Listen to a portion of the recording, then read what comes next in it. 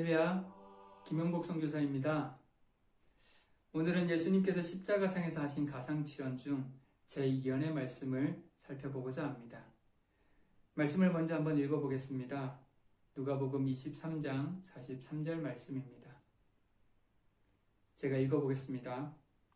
예수께서 이르시되 내가 진실로 내게 이르노니 오늘 내가 나와 함께 낙원에 있으리라 하시니라. 예수님께서 십자가에 달리신 현장으로 한번 들어가 보겠습니다. 십자가에 달리신 예수님은 현재 처참한 모습입니다. 머리에는 가시면류관이 쓰여져 있고 손목과 발목에는 대못이 박혀 피가 흐르고 있습니다. 하지만 그 전에 이미 채찍에 맞아 온몸에 살점이 떨어져 나가 몸에서는 피가 흘러내리고 있습니다. 예수님은 온몸이 찢어지고 선혈이 낭자한 상태에서 십자가에 못 박혀 있습니다. 거기다 예수님이 달리신 십자가 아래에서는 수많은 사람들의 온갖 조롱과 야유와 욕설이 들립니다. 그런데 그곳에는 예수님만 십자가에 달린 것이 아니었습니다. 강도 2명이 예수님의 좌편과 우편에 함께 매달려 있었습니다. 강도라고 번역된 헬라어 레스테스는 단순한 도둑이 아니라 폭력을 사용하여 남의 것을 갈취하고 또 살인까지 저지르는 흉악한 자들을 말하는 단어입니다.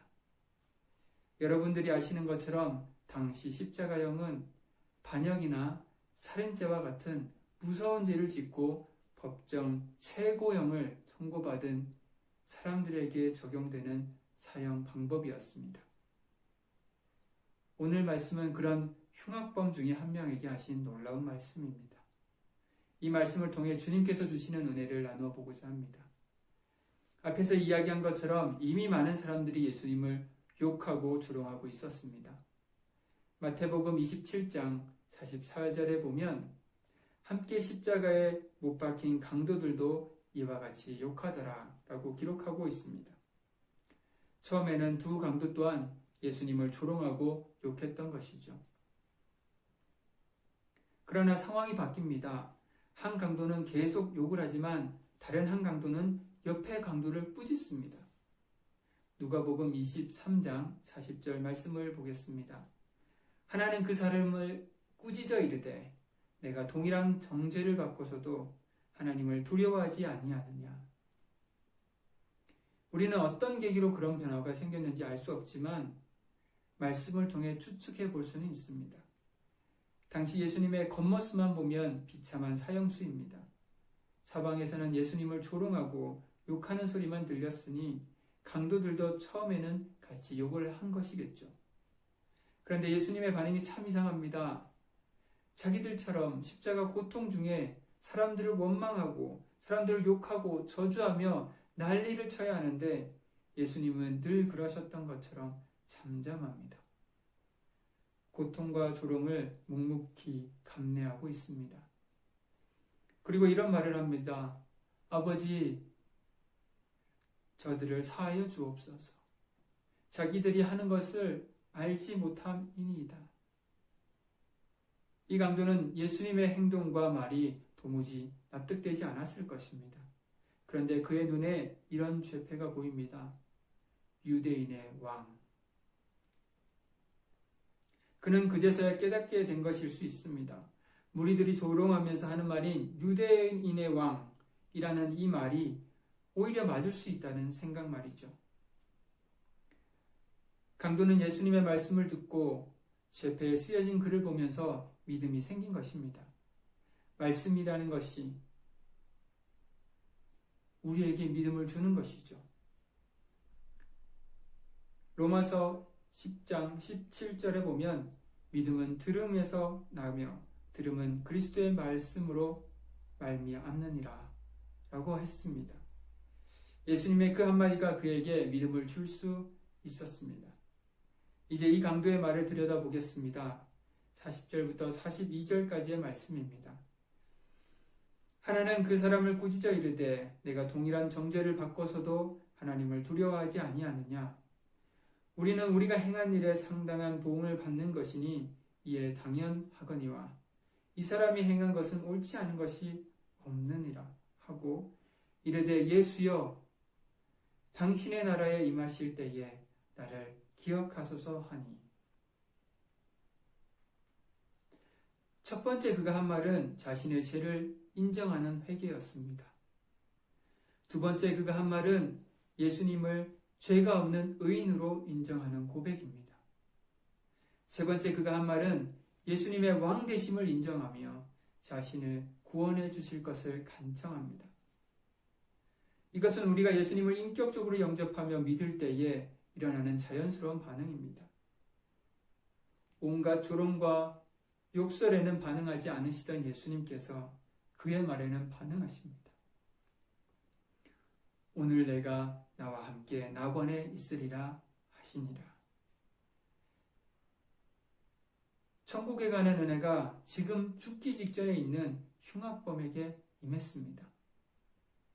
그는 일평생 죄만 짓고 살았을 것입니다. 하지만 무슨 은혜인지 죽기 직전에 예수님을 가장 가까운 곳에서 만나고 직접 낙원을 약속받았습니다. 여기서 우리는 중요한 사실을 하나 확인합니다. 오직 구원은 믿음으로만, 하나님의 은혜로만 가능하다는 사실입니다. 인간의 어떤 조건이나 노력도 고려의 대상이 되질 않습니다. 이것을 가장 잘 보여주는 사건이 이 흉악범의 구원입니다. 세상에서 아무리 대단한 사람이어도 예수 그리스도에 대한 믿음이 없으면 구원을 받을 수 없습니다. 그러므로 믿음으로 구원받지 못할 죄인도 없고 스스로 구원할 수 있는 의인도 없습니다. 두 강도의 이야기처럼 우리는 누가 구원을 받는지 아닌지 알 수 없습니다. 그것은 하나님의 신비이기 때문입니다. 그래서 우리는 누구도 판단할 수가 없습니다. 다만 하나님께서는 우리에게 먼저 부르신 자로서 사람들에게 복음을 전해야 하는 사명을 주셨습니다. 이것이 또한 하나님의 신비입니다. 고린도전서 1장 21절 말씀을 읽어보겠습니다.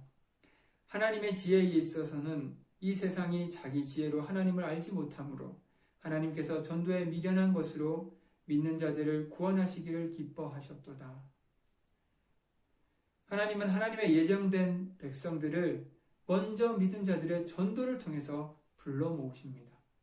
그래서 우리는 하나님의 말씀을 듣고 때를 얻든지 못 얻든지 전도하는 것입니다.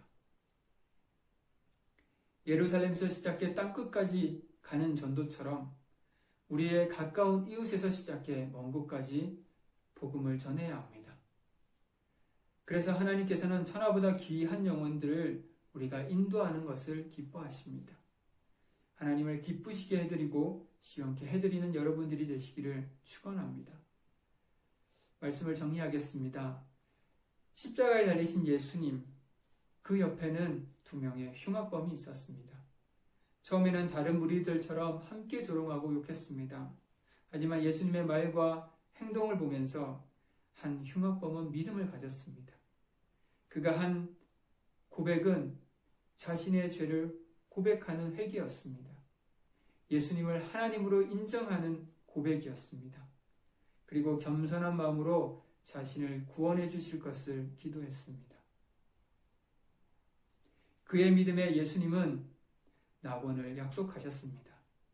이 흉악범의 구원에서 알 수 있듯이 구원은 오직 믿음으로, 오직 하나님의 은혜로 가능하다라는 것입니다. 세상 권세를 다 가졌다 해도 믿음이 없이는 구원을 받을 수 없습니다.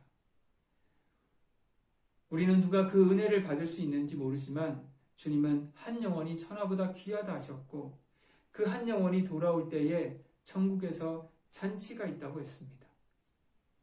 하나님께서 가장 기뻐하시는 일은 먼저 믿은 우리가 전도를 통해 그 영혼들을 주님께로 인도하는 것입니다. 그 사명 기억하시고 가까운 이웃부터 먼 곳까지 전도의 사명을 다하시는 여러분이 되시기를 축원합니다. 오늘 예수님께서는 낙원의 주인이 자신임을 말씀을 통해 분명히 밝히셨습니다. 이것은 예수님을 만왕의 왕으로 인정하는 우리에게 분명한 소망입니다. 주님만 붙잡으시고 함께 이 길 같이 걸어가서 저 낙원에서 모두 만나시기를 간절히 소망하며 예수 그리스도 이름으로 축원합니다. 할렐루야.